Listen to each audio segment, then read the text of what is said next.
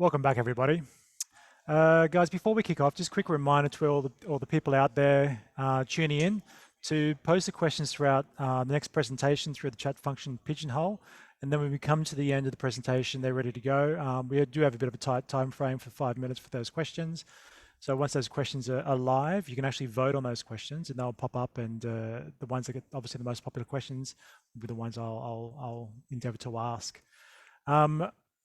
Pretty excited about the next presentation. I was just saying to our next presenter that it reminds me of a movie that was Kevin Costner starred in called The Field of Dreams. Build it and they will come.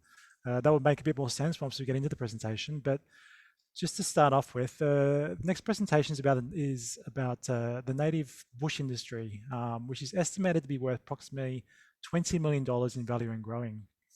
Katanning Landcare is taking advantage of the growing industry to improve the health of salt-affected land in WA, but doing this in a way to embed sustainability in the establishment of supply chains.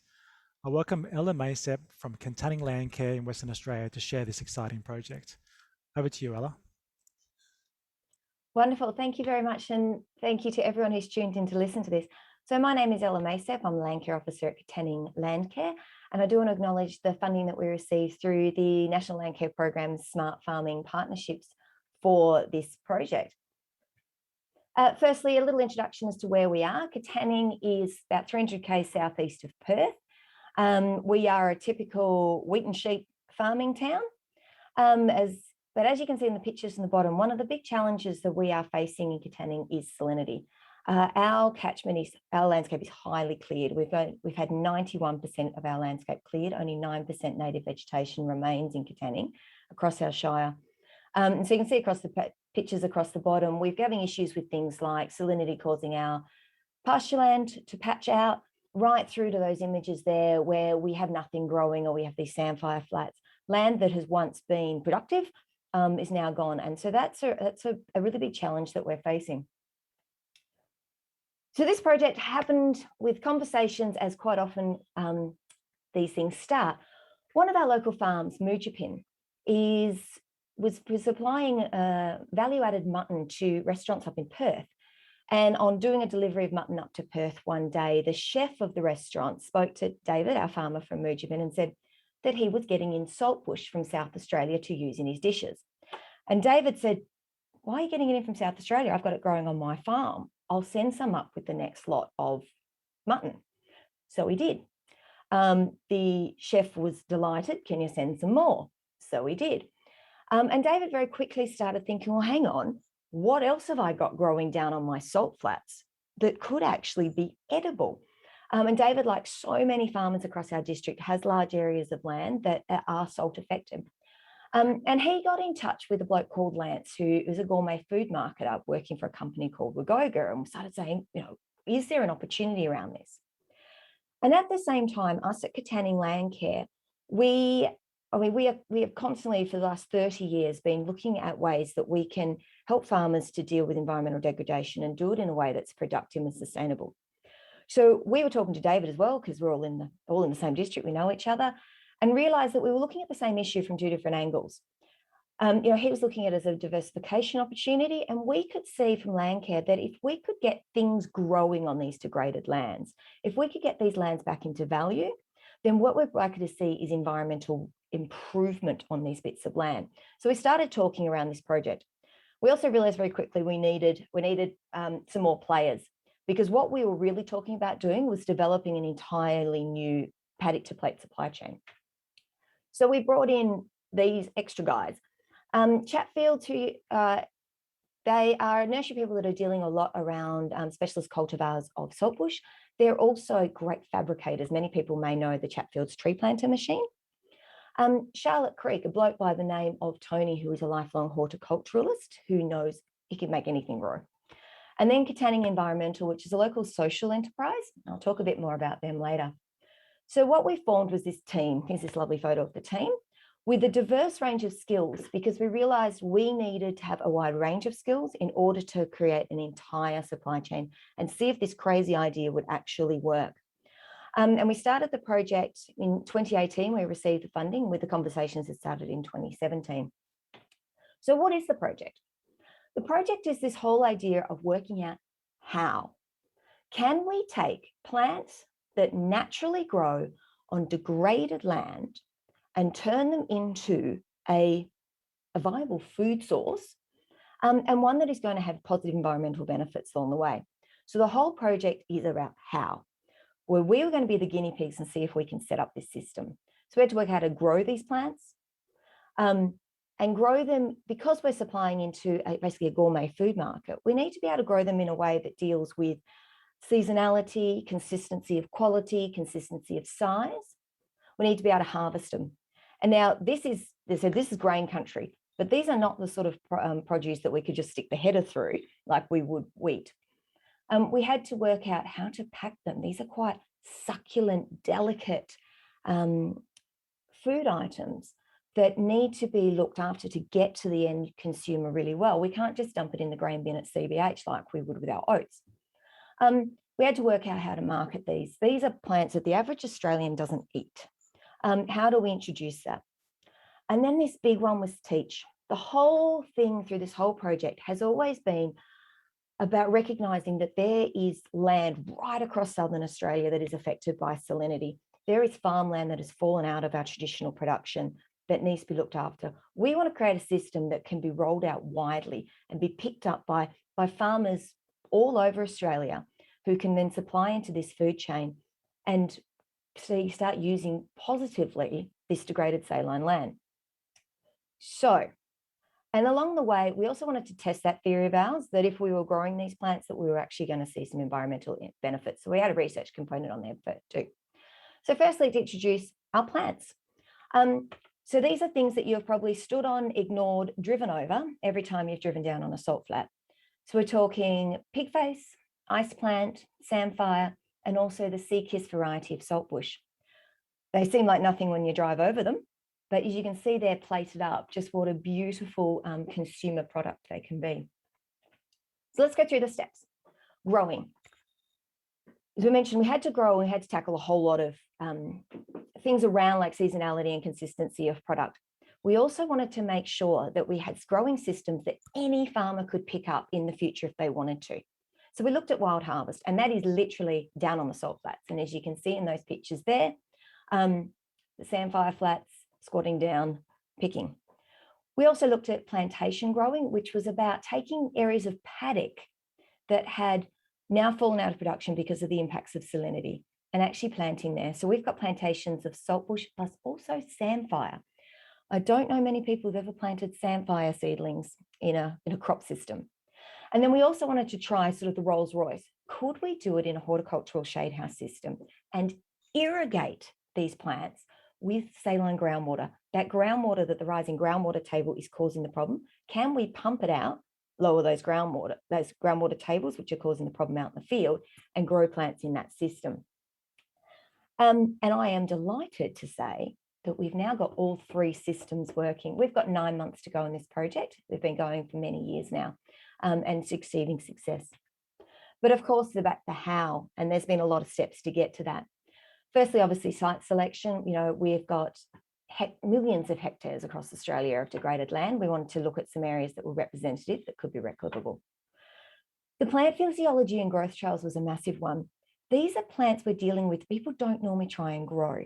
We were actually having to do the pioneer work on some of these species into how to grow them. We had trials going in Tony's shade houses up in Swan Valley behind Perth, in the Chatfield shade houses up in Tamman. And one of the successes we had, we actually managed to do the first ever recorded inducing of flowering in ice plant. So learning to how these plants grow and how to manipulate them, which is really exciting. The irrigation with the saline groundwaters, we had to actually create some production bores. The drillers thought we were absolutely insane. They'd never come across farmers before who were trying to create a production bore of salty water and were then disappointed when the water wasn't as salty as we'd hoped. And then, of course, we've got these ongoing systems refinements. We're tweaking with things all the time to work out the best possible way that we can grow these things so that we can teach others in the future. Now, harvesting, as I mentioned, we can't just put the header through these things. So through the project, we've developed 2 new machines. The first of those is a former for the saltbush plantations. When sheep eat saltbush, which is what typically eats saltbush, they just come through and eat it wherever. But the gourmet restaurant market doesn't like it quite that way. So we have a former which basically cuts the saltbush into a triangular shape. So then the new soft succulent sprouts can grow out the side. It is then gone over with this other new machine, which is our harvester. We looked at carrot and lettuce harvesters, and this one is actually based on a tea harvester that can come and cut those small pieces for market. In the shade house, we were able to look at harvesting, and we had a lot of benefits of harvesting there by hand, but by having it out of the soil and by working at waist height from an occupational health and safety, it was a lot better. And of course, still by hand, we are still harvesting by hand out in the field, which is something that another farmer who is only wanting to engage at a small scale might be suitable. So we've got to get that system right. And we've currently got 2 people pictured down the bottom. They work 2 full days a week, just harvesting at the moment by hand. We have to pack them. So at the moment, they are being packed on site into these styrofoam boxes, and they're going up to Perth as a raw product, where they are then sorted through all the, the not so nice leaves broken off and everything, and they're put into these punnets. They're 100 or 250 gram punnets, and we're actually looking to try and find some non-plastic alternatives. But what we've realized is these are very succulent plants, and obviously they wilt and things like that in transport. So we're actually in the process of building with Katanning Environmental Inc. A packing shed right here in Katanning, so they can come off the property and straight away be processed and packed right here. And it's also going to be a space that, as we see other farmers around the district enter into this market, they only have to transport their produce a short distance into town. And we also see this as something that can provide more employment into our small rural community and offer packing opportunities for other niche growers in the area. We do have a chestnut grower, we have a cherry grower, people like that in the area, there may be an opportunity there. So we've been dealing with that one. And of course, marketing. So our main marketing guy is just got a lot of fingers in a lot of pies. And the biggest thing is about awareness raising of these foods. So a lot of attendance at food expos. We've had some fabulous success with some produce awards, which has really helped to raise the profile. And of course, working with chefs and cooks to really showcase what these foods can be done with, and lots of great Instagram posts. And look, COVID's been a huge hit with the hospitality industry, but we are actually now supplying produce into restaurants in Perth, Melbourne, Adelaide, Sydney, and Brisbane was supposed to start right about now, but they're in lockdown. But in terms of the interest of this, we're wanting to create a supply chain. You need to have demand. There's no point getting farmers to be growing this stuff if no one wants to buy it. This graph here has actually been a bit of a plot of how our demand from the restaurant sector has been. It also inadvertently has become a plot of when each state's gone into lockdown, which is each dip. Not over time. You can see the big hit in COVID from April 20. But what we've actually noticed is the good demand is growing. And from the first quarter of 2019 through to the first quarter of 2021, we saw a 410% increase in demand for our products. And that's really showing strong growth, which means there really are opportunities for other growers and more degraded saline land to be coming into this supply chain, which is brilliant. That's what we've wanted. Coming through onto that teach element. Was no point us doing it if there was just going to be us. The whole point of it was always about teaching more. So one of the big things we have done is we've partnered with our local TAFE to be running horticulture courses, a Cert 2 last year and a Cert 3 this year. So they're covering their standard curriculum, but they're actually linking with specialising in bush foods. So they're spending time out at our shade house sites, working with our people.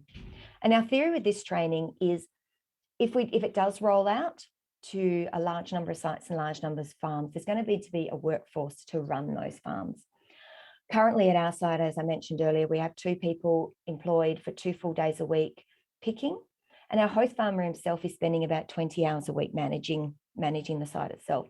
There is a labour requirement. So our theory was we'd train up local people with these skills so that they're ready to go out and actually help grow these plants.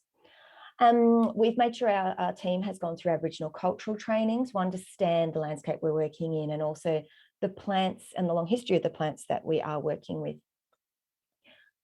Last year, we held a field day.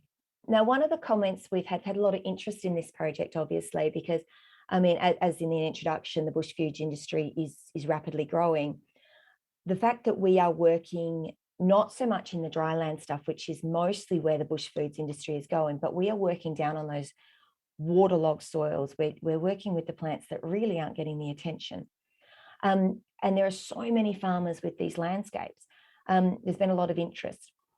But something we've been very, very cautious about along the way is not releasing information too soon. So we had this field day in October last year, which was our first really big showcase to show people what we were doing and what was coming. But our big release of information actually isn't going to be until March 2022, which is coming very quickly. And you'll notice on there that even some of the things we're working on are actually protected under non-disclosure agreement until March as well. Why? The whole point of our project and what we were funded for was to work out how. Let us make every mistake. Because when we roll this out, we want other farmers to be able to engage in the supply chain. We want them to do it successfully. We don't want someone to run off half-baked with our half-prepared information and have a failure, which is going to negatively impact, obviously, that farmer and also the industry itself. So what we're actually in the phase now doing in the last sort of 9 months of the project is we are literally writing the book. We are writing the manual on everything we've learned on how to grow it in these different systems, how to pack it, how to market it, how it needs to be handled, how it needs to be harvested, how to access into these supply chains. And we intend to have a big proper course for interested farmers next year, and have a manual that explains everything so we can spread that out. So that's really, really exciting. And of course, that big thing that was overarching everything was the research element. We really do believe that this sort of growth system is going to have positive environmental impact, but can we prove it? So we've been working with 2 soil scientists, and they have been monitoring along the way groundwater. You know, is our pumping for the irrigation in the shade houses, is that drawing water tables down? Is the increased growth that we're getting on these bare areas impacting on groundwater? We're looking at soil DNA, soil physical and chemical parameters, plant growth. Obviously, it's a short time frame. Would be great to do this over 10 or 20 years, but that information is going to come out next year as well. So we really are getting towards the end of the project. We have learned an incredible amount, and we're incredibly proud of what we've achieved. We've had some learnings that were steep learning curves. We've had some very unexpected learning curves. One, for example, was our shade houses, which we are irrigating with saline groundwater. We had a big rainfall event, and the rain diluted all our saline water. And we realized we actually need to waterproof our shade houses. I think we must be the first farmers in history complaining about rain. Little tweaks like that, which are learnings we've had along the way. But what we see we've got is a supply chain with huge commercial potential. So in autumn next year, the project pulls away, and that's the end of any sort of public funding. And we're really setting this up to be a supply chain, a commercial supply chain that runs viably on its own. And we really hope to see that spread. We really hope to see the improvement and improved value placed on degraded saline land, and to see that land becoming back into food production for Australia. So these are our contact details. Love you to follow us on social media and all the rest. And as we start to release that information and our project results next year, be able to tap in and see if what we've done might have suitability in your areas. Thank you very much. Thanks for that, Ella. A very inspiring presentation there. I'm going to go with the first comment just here, just on that particular subject. Loving this. Well done, Ella and the team Katanning. Such a clever idea. I'm very impressed at your ingenuity and inspiring. That's from Tammy Galvin and Evelyn Nicholson.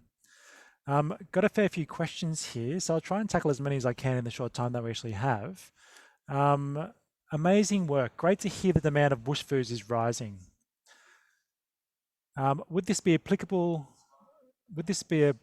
as a general countrywide system in the future, or just for working with the land affected in this way?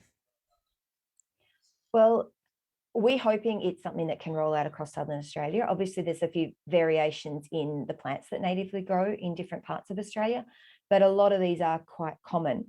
And obviously, our rollout first is going to be focused here on sort of the lower southern wheat belt, upper Great Southern and Western Australia. But yes, I do believe it's entirely applicable across Australia. And I think the learnings that we have as well tweak the species, and of course there'll always be some local tweaks for different species, different environmental conditions, different climate systems where we are in Australia. But I think a lot of what we're learning in how to grow it, opening up that market and that public understanding of what these plants are and how they can be eaten and how they can be used is going to be applicable right across Australia. And some of the details of our growth systems and everything are also going to have transferability right across Australia. And one of the things that I didn't mention in my presentation, which happened in COVID, I did mention that the restaurant sector bottomed out to nothing during the first phase of COVID last year. And then as we're seeing each state's lockdowns, we can see the impact on the hospitality industry and who's buying into these foods. One of the things that it forced was actually we started looking at value adding away from a fresh product, but into things like dried products for use like marinades and seasonings and things like that that are going into a home chef. So again, that's another avenue that in different geographic locations we could see a market and a market opportunity to spread it to go into. We're actually now supplying into one gourmet supermarket as well in Cottesloe, if anyone knows the fancy western suburbs of Perth. In diversifying what we can do with these food products. So I think we're only scratching the surface of the possibilities with saline bush foods. Hopefully see some of these bush foods popping up in some of our local supermarkets in the future. Definitely some commercial opportunities there. Got another question here from Julie Dixon.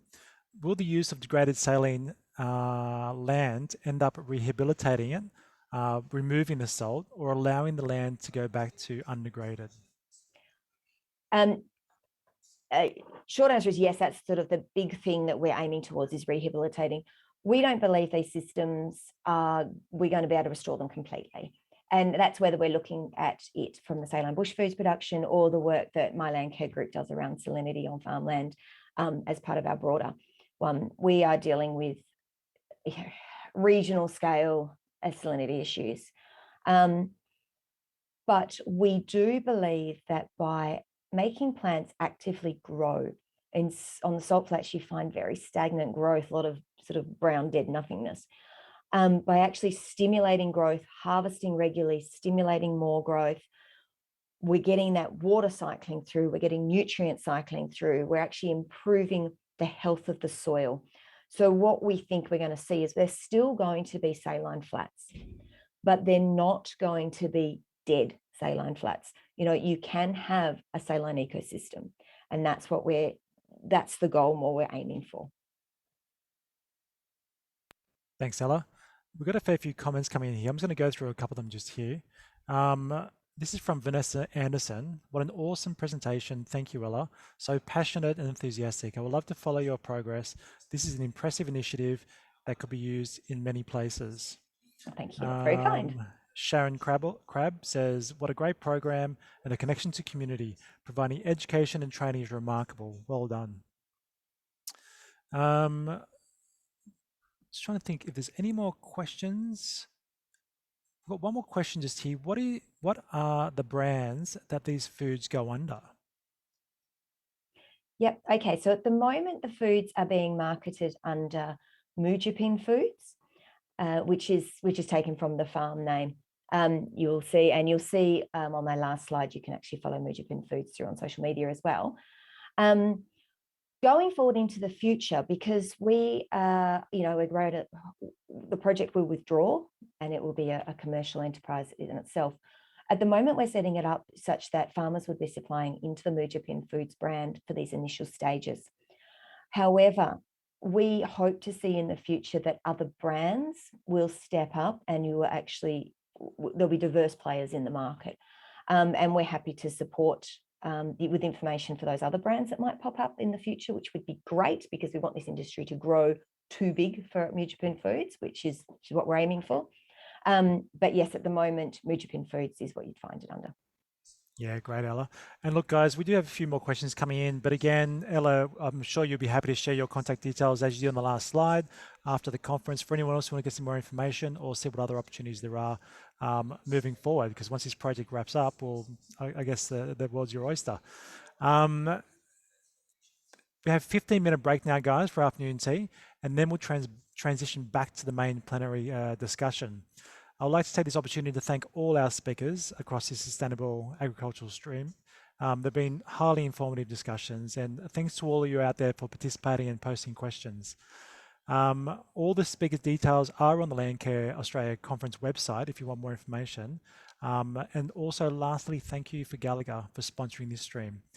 This ends our first day of the Sustainable Agriculture stream, and we'll be back tomorrow. Please tune back into the plenary session coming after this. But also, tonight we have the awards. Get online. It starts at 6 p.m. and show your support for all, I mean, obviously with Ella's great project, but all the projects all around Australia, how they get recognised through the awards. So I'll see you all back here at 11:24 a.m. sharp. Thanks a lot, guys.